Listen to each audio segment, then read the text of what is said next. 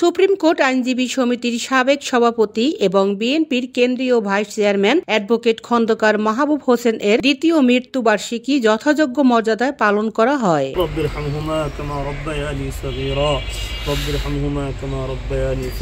মরহুম অ্যাডভোকেট খন্দকার মাহবুব হোসেন সাহেবের দ্বিতীয় মৃত্যুবার্ষিকী উপলক্ষে আজিমপুর মরহুমের কবরে শ্রদ্ধা নিবেদন, কুরআনখানি, দোয়া, গরিব এবং দুস্থদের মাঝে রান্না করা খাবার বিতরণ করার মধ্য দিয়ে যথাযোগ্য মর্যাদায় পালিত হল মৃত্যু দিবস।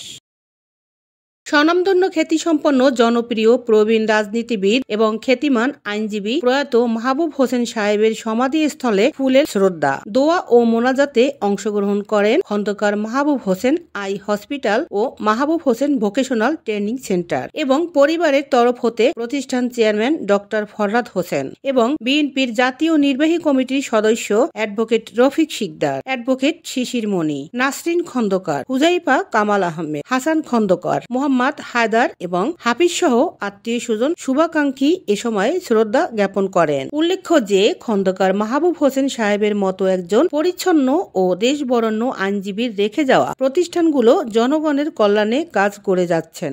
31শে ডিসেম্বর রোজ বুধবার 2024 বাঞ্চারামপুর এলাকাবাসী এই দিবসটি পালন করেন। শাহিদ আক্তার পাখি, মাতৃভাষা টেলিভিশন, ডেস্ক রিপোর্ট।